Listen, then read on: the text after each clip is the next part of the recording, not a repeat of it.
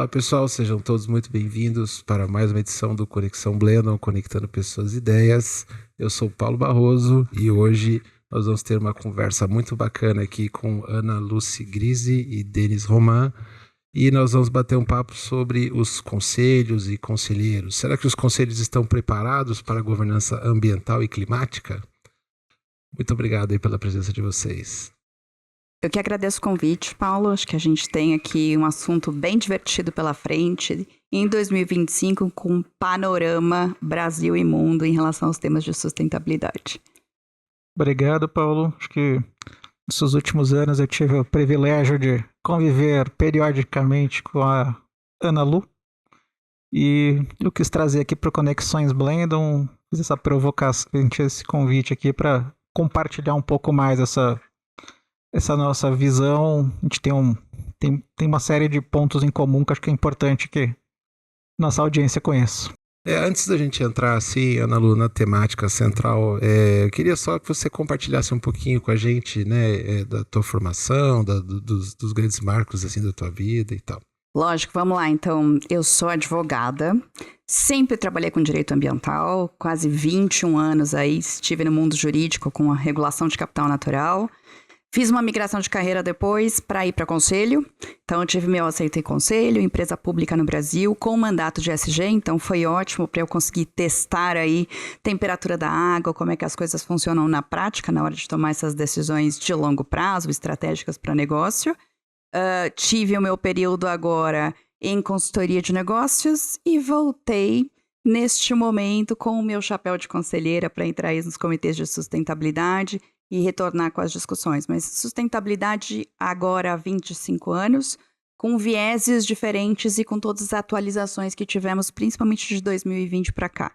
Então, é um cenário diferente, muito desafiador, mas que temos aí uma oportunidade gigantesca como o Brasil para trabalhar. Legal, muito bacana. Bom, Denis dispensa apresentações, né, Denis? Figurinha carimbada aqui no Conexão Blendon. Bacana, Paulo. Eu queria começar já fazendo uma provocação para a Ana Lu. Esses dias a gente estava numa discussão que era assim, mudanças climáticas começou a cair na sua porta. E essa foi a frase que eu ouvi de um conselheiro, amigo nosso lá do IBGC, que ele falou, gente, há tempos atrás eu tinha dificuldade de entender, agora todo ano eu tô ficando preso na minha casa, a árvore caindo na porta. Aí ele falou, abriu minha sensibilidade para enxergar o que está acontecendo na operação da empresa, porque se eu tô sofrendo esse impacto direto no meu CPF, ativar mais o radar para o CNPJ está sendo importante. E ele falou mais um ponto bem curioso, que como é que algumas coisas não estavam no radar, né? Às vezes estavam naquele custo embutido, que a gente passa muito tempo reclamando do governo, do terceiro, reclama da prefeitura que não podou a árvore, reclama de alguém que não fez alguma coisa e a gente não enxerga essa gestão de risco. Você acha que passa por aí essa discussão, Ana Lu? Acho que passa sim, Denis. Acho que passa. Na hora em que a gente tem impactos materializados que nos afetem no CPF, como indivíduos, a gente começa a prestar um pouco mais de atenção. E isso nunca esteve no radar dos CNPJs, das companhias, porque a gente usa as metodologias de gerenciamento de risco corporativo que trabalham lá com os vértices de probabilidade de impacto, que se baseiam em dados históricos. E a gente não teve nunca um olhar para dados históricos em relação a riscos climáticos materializados. Isso nunca esteve no radar, eu não tenho os dados, olhando probabilidade de impacto, eu ainda vou questionar se eventualmente eu tiver dado, qual é a probabilidade de materialização? O impacto pode ser gigantesco, a probabilidade é pequenininha, ela não vai entrar nos meus vértices de discussão, não vai para a zona vermelha, para red flag, não fica como um dos pontos para atenção de companhia alguma, e aí a gente continua no business as usual, como se a gente pudesse manter essa operação e gestão de risco corporativo como sempre foi feito.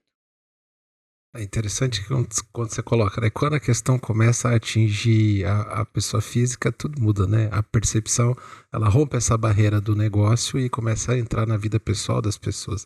Isso muda tudo, né? Sem dúvida nenhuma. Aí acho que uma colocação só para fazer, para a gente pensar. era muito difícil discutir até 2020, pré-pandemia, efeitos sistêmicos. Então, cadeia de valor. A gente tinha uma visão, continua tendo ainda, mundo de negócios extremamente individualistas. Então, eu sobrevivo, tá aqui o meu negócio. Eu não olho além da minha fronteira para entender que se um dominozinho cair no começo da cadeia, ele vai impactar todo o resto do jogo. E a pandemia trouxe isso de uma forma muito clara. A gente teve vários setores econômicos prejudicados pelo impacto em cadeia.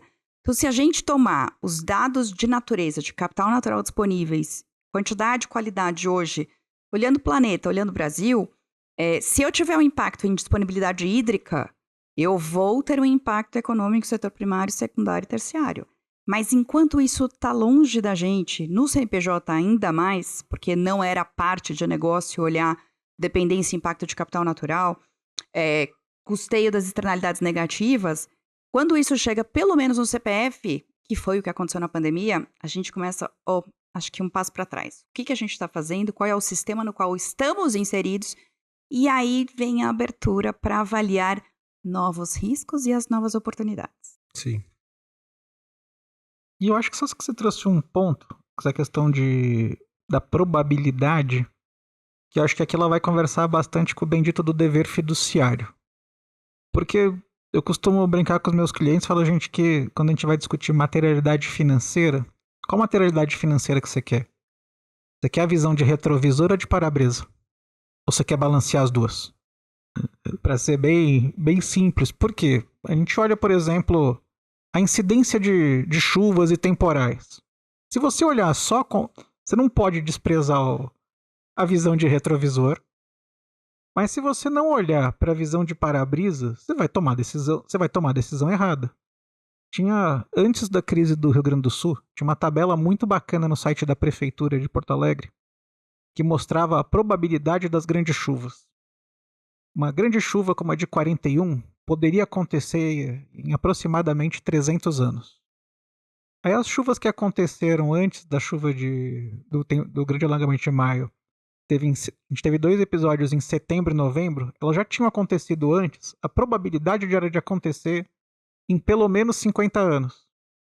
Aí você pega ali num espaço de tempo muito curto, setembro, novembro e maio, a gente teve 2 incidentes relevantes e um que foi assim, desastre de proporções maiores até do que os que tinham acontecido nos anos 40. E então você vai olhar, né, qual é a proporção que as coisas acontecem. Antigamente a gente falava uma das coisas que a gente discute aqui, Paulo, eu e o Paulo, a gente discute bastante. O pessoal fala, mas mudanças climáticas eventos catastróficos sempre aconteceram. Sim. A maior chuva desde 1950, quando começaram as medições. Só que qual era a incidência? Acontecia uma a cada 20 anos. Os ciclos eram muito mais longos, né? Exatamente. Então a gente está tendo ciclos extremamente curtos. E aqui, se a gente não entender que a forma de você projetar o futuro tem que ser diferente, eu acho que bate no dever fiduciário. Sem dúvida nenhuma, Denis. Tem alguns fatos que eu vou compartilhar aqui. Quando eu queria fazer a migração de carreira de sustentabilidade exclusivamente regulatória, jurídica, para levar o tema para a governança corporativa, então trazendo isso para a agenda de conselho, eu fui fazer uma preparação, obviamente. Nessa preparação, a gente teve uma aula de gestão de risco. E nessa aula de gestão de risco, isso foi 2017, se eu não me engano, a gente teve gestão de risco como manda cartilha. E a gestão de risco como manda cartilha era a visão exclusivamente de retrovisor. E era uma preparação para conselho, tá?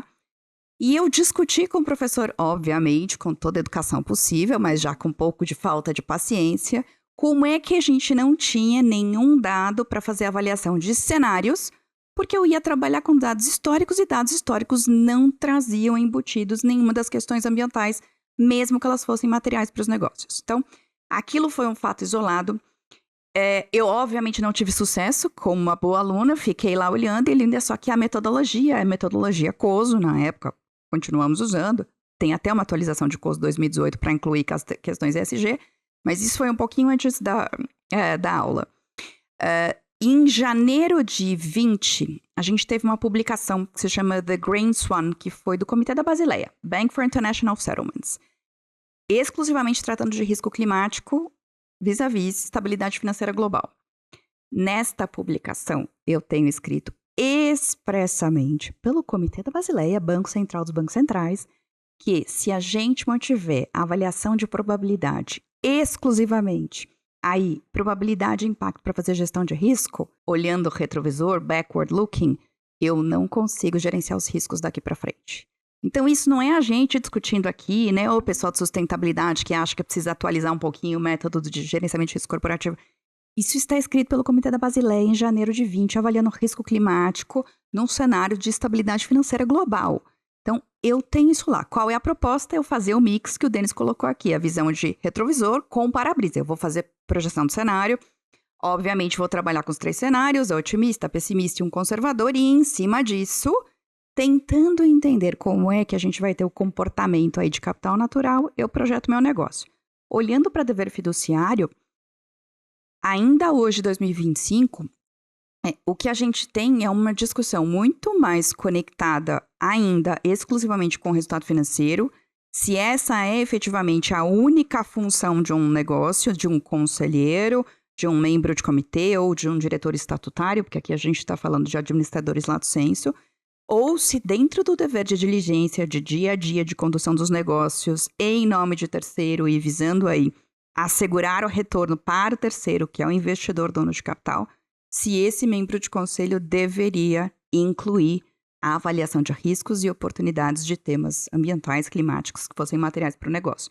E aqui, obviamente, a probabilidade é que vai fazer toda a diferença. Se os conselhos não puxarem o tema e pedirem uma atualização de GRC, de gerenciamento de risco corporativo, eu vou continuar sem nenhum dado efetivo de assuntos ambientais ou climáticos materiais para o negócio. Perfeito.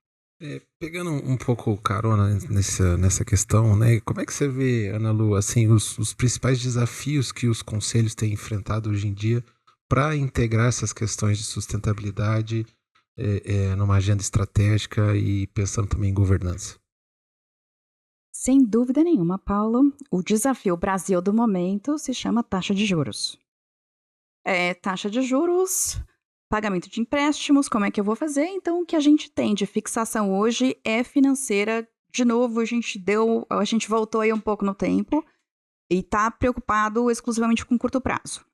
O que me parece um contrassenso, porque o conselho é a cadeira que deveria olhar para médio e longo prazo. Então, é ele que vai fazer aí definição de apetite de risco do negócio, levando em conta qual é o interesse do seu investidor, do seu shareholder, fazendo essa intermediação com os executivos, e é ele que deveria assegurar perpetuidade do negócio com o resultado no longo prazo. Se os conselhos estão olhando exclusivamente como é que a gente paga as dívidas em relação à taxa de juros no Brasil hoje, significa que nenhum outro assunto vai entrar na pauta. O que a gente precisaria de fato definir é: eu deixo a execução na mão dos executivos, na diretoria, eu vou fazer o aconselhamento dessa diretoria, mas os assuntos que seriam os assuntos estratégicos, olhando para médio e longo prazo, deveriam ser puxados pelo próprio conselho. Hoje, depois de muita conversa, inclusive, começo de 2025, aqui com conselheiros, de empresas diversas, de tamanhos diversos, principalmente pessoas também que estão sentando aí, que são membros de comitê de sustentabilidade, o que a gente vê é a discussão usual de retorno financeiro por causa de taxa de juros no Brasil e nenhum outro tema. Assim, inteligência artificial está passando, raspando, porque existe alguma necessidade em alguns setores, mas sustentabilidade está bem fora da discussão, mesmo que ela impacte o negócio no médio e longo prazo. E aqui acho que, de novo, volta no bendito do dever fiduciário. Qual o seu dever fiduciário? É cuidar da tesouraria ou do teuplanejamento estratégico financeiro de médio e longo, né? Você deu um mandato para alguém cuidar. Você, enquanto conselho, você dá um mandato para alguém cuidar disso. Deveria dar, pelo menos, né? E acaba sendo um pouco... Tem essa dicotomia entre o que tá na cartilha. Tá na cartilha que a gente foi lá, produziu no IBGC, você vai olhar a cartilha do IGCN. Também tá colocado dessa forma, e a prática Às Eu vezes. eu ia acrescentar aí, e como é que fica de um certo ponto, assim, as pressões regulatórias crescentes em relação, como é que se encaixa isso tudo? Vou dar para vocês o que eu tenho visto de contexto, tá? Então, que tá aqui no meu radar. É, mais ou menos eu tenho duas condutas. Uma que é o conselho olhando para, teremos que cumprir isso, é um check. Então, dá aqui a listinha, check, check, check, tá cumprido, manda para frente o relatório, porque isso aqui não vai fazer diferença absolutamente nenhuma para o negócio. Eu não entendo qual é a relevância, na verdade é um custo a mais. Eu estou falando aqui de um custo de observância que me foi imposto. Não estou dando nenhum crédito para isso. E eu tenho o outro lado, que é as empresas que de fato estão sujeitas a essa regulação, principalmente aí dos novos disclosures, que estão se preparando. Mas aí, o que eu tenho visto efetivamente de conselho? É um conselho ainda bem distante, isso estaria num nível mais operacional, de novo, é o que está no meu radar, tá? E ao invés de o assunto estar sendo top-down, de conselho para baixo, o que está acontecendo é o pessoal da sustentabilidade, junto com o pessoal da contabilidade, se desesperando e pedindo ajuda e subindo o assunto. Então, isso também mostra para a gente que essa gestão de riscos inerente ao negócio, como das oportunidades que se relacionam à sustentabilidade, elas não estão na agenda do Conselho ainda.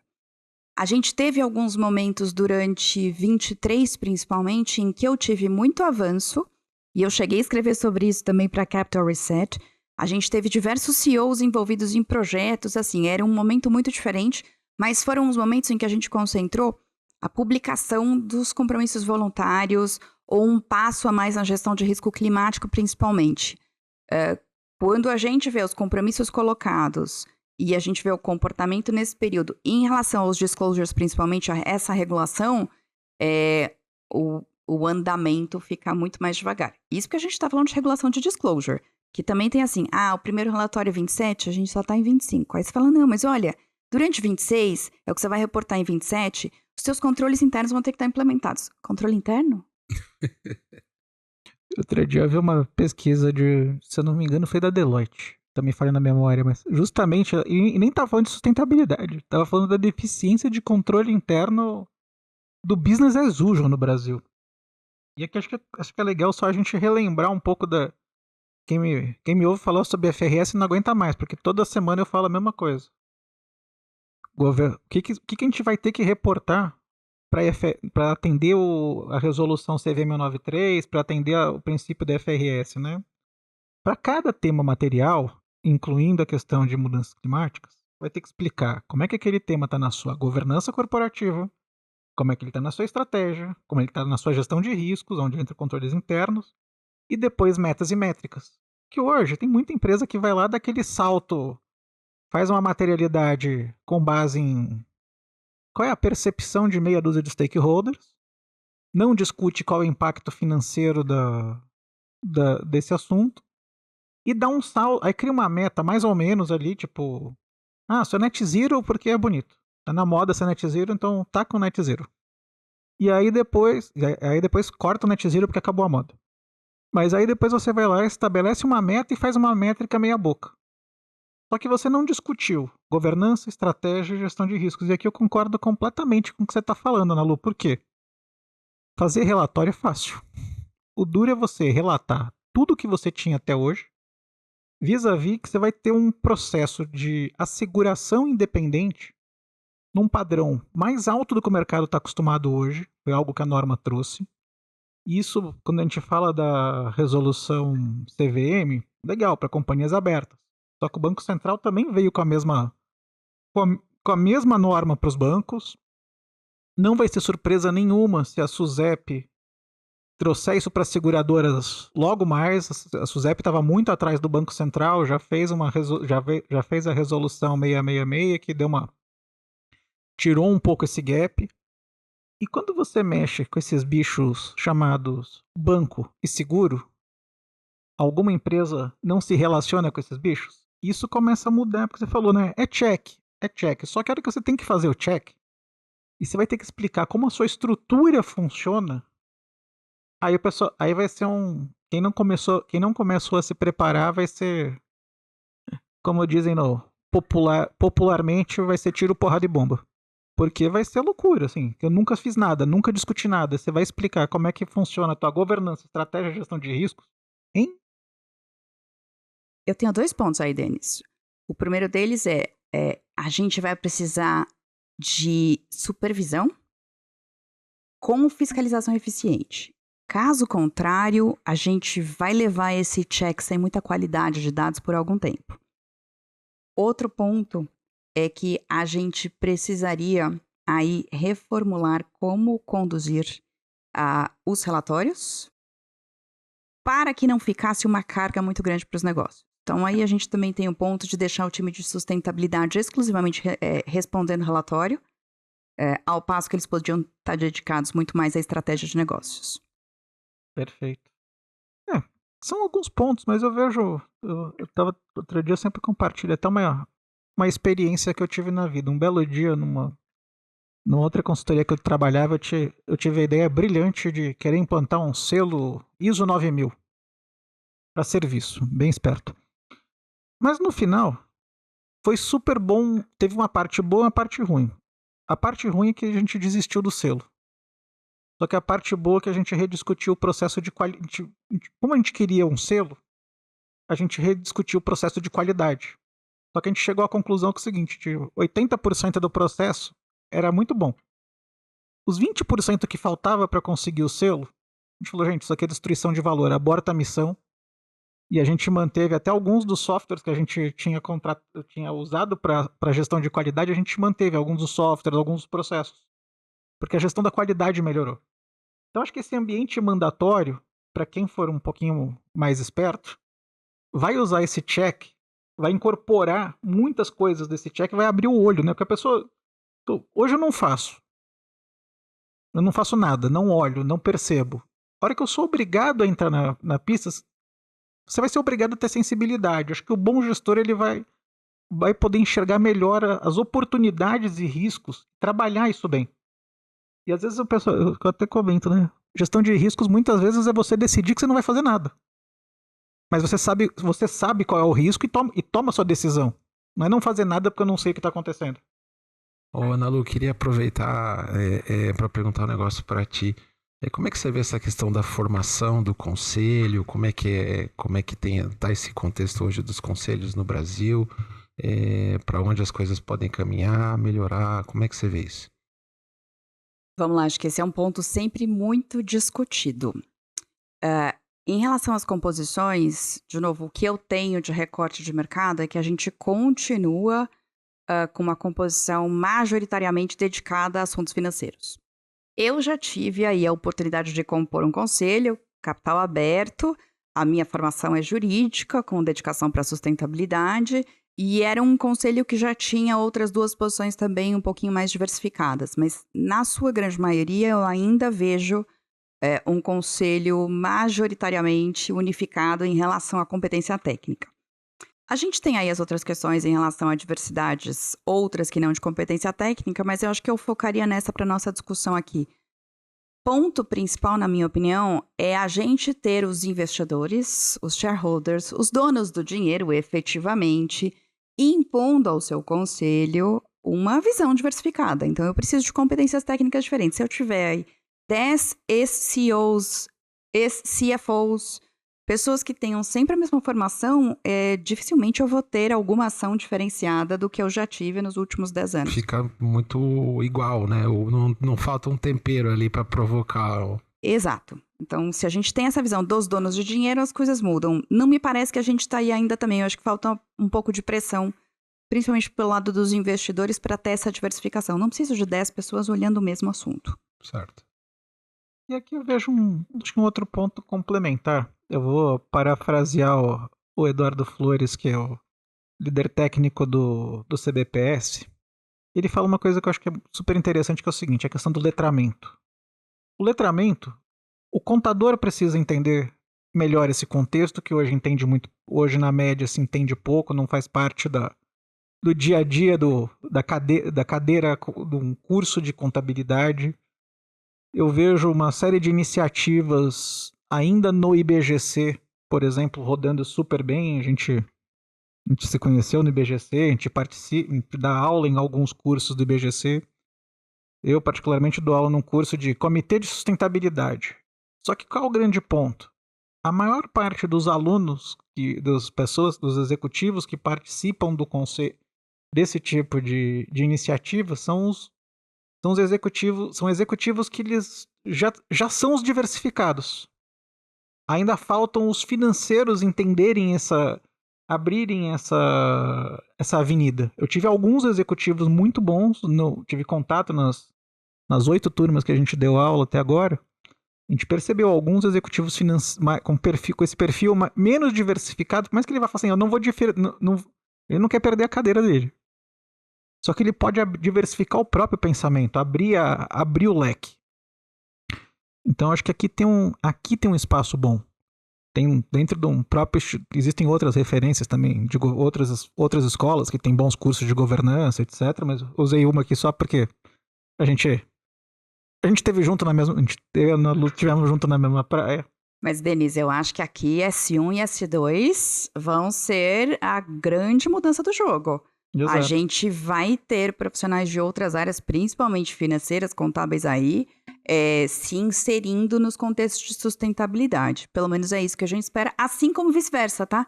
Conheço vários profissionais de sustentabilidade que começaram a ficar muito incomodados ao serem escanteados, como se eles não precisassem estar juntos elaborando um relatório, porque afinal de contas, governança, estratégia, muito diferente, né? Não dá para fazer só com um profissional financeiro contábil que estava acostumado com outro tipo de dado quali. Mas enfim, com esta nova situação, profissionais de sustentabilidade fazendo agora uma nova graduação de contabilidade para conseguir ter 100% da competência. Exato. Tem os dois caminhos, né? Porque não dá para ter esse outro lado. Não dá para ficar isolado da história, senão você não vai... O ritmo da música do baile tá mudando. Então você tem que aprender a dançar outra. Eu acho que aí também tem um ponto para a gente fazer essa conexão com o conselho e dever fiduciário. Quando eu olho os comitês de auditoria. Então, eu tinha comitês de auditoria, obviamente, focados no financeiro, porque aí são eles que vão avalizar os dados, né? Os financeiros, os relatórios financeiros, aí as demonstrações financeiras que são publicadas, assim como formulário de referência. Então, eu tinha uma competência dedicada. Hoje, eu preciso de uma competência mais diversificada. Eu já podia até ter alguns profissionais dedicados à parte de governança corporativa para compliance dentro do comitê de auditoria. Hoje, na minha opinião, necessariamente eu preciso de um comitê ainda mais interdisciplinar. Porque eu preciso entender os dados quali que fundamentam o que eu vou ter nos relatórios de materialidade financeira de S1 e S2. No máximo, o que a gente vai ter que fazer é um trabalho em conjunto. Se eu tenho um comitê de sustentabilidade que seja estatutário, eu vou sentar junto com o comitê de auditoria e, eventualmente, um de riscos de estratégia. Vamos sentar todos juntos e, em linha, os dados vão ser validados. Os dados que subirem do negócio vão ser validados. O comitê de auditoria não consegue ficar exclusivamente olhando financeiro, exceto se o novo mandato determinado seja: o comitê de auditoria vai focar exclusivamente na tal da conectividade, que é aí fazer a tradução do quali para o quant nas demonstrações financeiras, e as outras competências, a elaboração de relatório, ficaria com sustentabilidade. Não me parece ser o melhor cenário, mas daria para fazer alguma composição nesse sentido. Bem bacana. E você acha que, tecnicamente, assim, o perfil dos conselheiros hoje no Brasil, eles estão prontos para lidar com esse cenário, com essa questão? Nem os conselheiros e nem ninguém, na verdade. Paulo. Acho que estamos todos indo aí num caminho de aprendizado. Brasil e globalmente, pelo menos isso, tá? Uhum. Porque uma coisa que eu aprendi também nos últimos 2 anos, a gente tem aquela síndrome país em eterno desenvolvimento, né? Assim, os europeus são melhores que nós, os norte-americanos são melhores que nós. Mas o que eu aprendi na prática é que não temos controles internos para sustentabilidade em lugar nenhum do mundo. Uhum. Porque sustentabilidade nunca foi tema prioritário. Ela ficava exclusivamente no viés operacional, descia ali para o que a gente chama carinhosamente de chão de fábrica, e é ali mesmo que ela morria. Ela não era assunto estratégico, ela não subia para a diretoria, muito menos para o conselho. Com isso, o que eu tinha, ou que eu ainda tenho, num cenário global é um monte de planilha de Excel que vem com dado que o estagiário lá da ponta da última fábrica colocou. Tô brincando e exagerando, mas são essas somas de planilha de Excel Sem discussão, sem fundamento, sem os tais dos controles que vão dar o track record e a transparência adequada, a integridade de dados que a gente precisa, que a gente tem para sustentabilidade. Então, sejam os europeus implementando o CSRD, sejamos nós aqui aprendendo a trabalhar conjuntamente, dados quali com dados quant, ninguém sabe fazer. Todo mundo está na rota de aprendizagem. Entendi. Eu lembrei só de um caos, Paulo. Mas mais uma pergunta aí, Denis, foi. Não, só um caos. Fui convidado para dar uma aula numa grande empresa. Aí fiquei super feliz. Cheguei lá, olhei a sala. Era para turma de contabilidade. Falei, que bacana.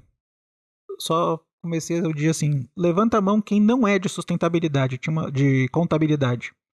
20 e poucas pessoas na sala. Nobody. Falei, gente, temos um problema. O maior desafio dessa nossa nova jornada se chama integração dentro da corporação. Acho que até por isso que o IFRS Foundation incorporou o Integrated Reporting Council. E eu falei, gente, tem um problema. Tudo bem que vocês não deviam ter chamado todas as equipes de todas as áreas. Mas eu esperava que no mínimo tivesse alguém aqui da área de sustentabilidade, vocês têm uma equipe grande. Não tem ninguém aqui do jurídico. Não tem ninguém aqui da tua área de governança. Tinha que ter algumas pessoas das outras áreas para pelo menos vocês irem começando a fazer as trocas já durante o treinamento. É super importante vocês fazerem treinamento, mas assim, aí eu brinquei com eles, falei, olha, lição 1, se vocês não integrarem, ficarem conversando sozinhos, vocês não vão chegar, vai ser mais difícil chegar num bom resultado. Essa questão, e a gente ainda vê essa cultura de silos muito forte. E isso vai ser difícil de superar com essa questão toda de FRS. Tem um ponto aqui, Denis, quando a gente olha o relatório do COSO de 2018, que fala para fazer a integração ESG, né, que dá esse upgrade, vai na metodologia. Se você quiser fazer a integração com ESG, tem um quadrinho lá que fala assim, ainda hoje, isso era 2018, né, mas podemos repetir 2025. As questões de sustentabilidade são tratadas como menos relevantes. Então, os times de sustentabilidade ainda ficam de escanteio quando o assunto é fazer as avaliações de risco naquele caso. Estamos mais ou menos na mesma situação neste momento, com os times de contabilidade, tesouraria, tudo, controladoria, assumindo os temas sem a inclusão dos times de sustentabilidade. Tomara que a gente mude isso rapidinho. Mas a gente vê reflexos, né, Ana Lu? Eu acabei de passar 5 anos na comissão de sustentabilidade do IBGC. E entrei justamente em 2018, quando saiu esse material do COSO.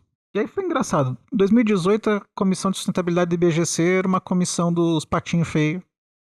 Não fazia projetos com outras comissões, não conversava com outras... Assim, as outras comissões não tinham pouca sinergia. Em 5 anos, a gente já teve uma mudança, pelo menos num think tank. Óbvio que o think tank começa... Os think tanks são precursores de movimentos, até por isso são think tanks. Não seria só uma escola de negócio. Então acho que a gente tem essas mudanças vindo. Mas um case que depois a gente pode fazer um conexão Blendon de 3 horas é sobre esse COSO ESG.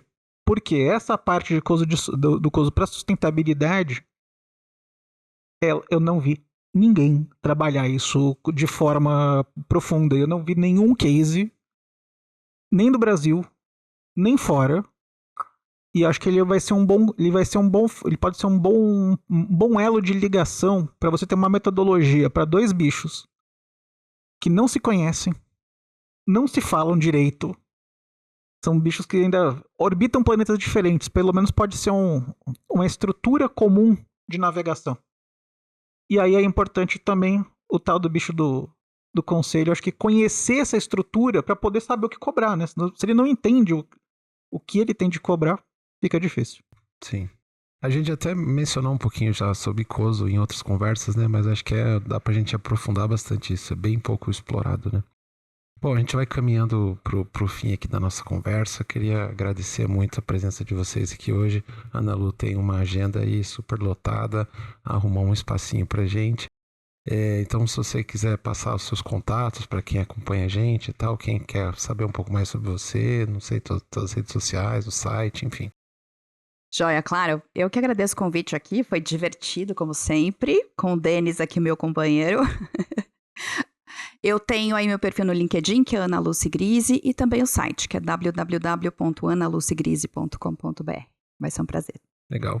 E, assim, uma última questão, né? Como é que você imagina o conselho daqui a alguns anos? Sonho de consumo, wishlist. Eu gostaria de um conselho capacitado para, de fato, capitanear as discussões de médio e longo prazo. E aí eu tô falando de sustentabilidade, eu tô falando de tecnologia, obviamente eu tô falando de financeiro, porque sem ROI a gente não chega em lugar nenhum. Mas eu gostaria muito, muito, muito que a gente tivesse os conselhos nesse caminho, e eu acho que para isso eu preciso dos donos do capital na mesma linha, porque afinal de contas, mesmo que não sejam as empresas familiares, acredito que todo mundo que investe num negócio espera que ele perdure. Para isso, a gente precisa incorporar os dados de sustentabilidade em risco e oportunidade. Muito bom. Denis, alguma palavra final? Palavra final é: concordo com a Ana Lu, mas acho que eu ainda daria um foco maior para esse acionista controlador familiar. Quando a gente olha a estrutura de mercado de capitais brasileiro, muitas vezes quem é o acionista de longo prazo da empresa, de verdade? Não está no mercado, não está no free float, está no controle. E se esse controlador não tiver essa visão, ele está deixando o dinheiro do neto dele na mesa. As empresas que vão durar mais 100 anos nesse cenário volátil que a gente está hoje, não é a mesma fórmula de 100 anos atrás. É isso aí. Bom, obrigado, Ana Lu, obrigado, Denis. E para você que ficou com a gente até agora, muito obrigado. Vamos encerrar aqui mais uma conversa do Conexão Blendon. Mas antes disso, deixe o seu like, compartilha, vamos levar esse conteúdo para mais gente e deixa aí nos comentários. Você gostou da conversa de hoje sobre os conselhos e os conselheiros? Muito obrigado, um abraço, tchau, tchau.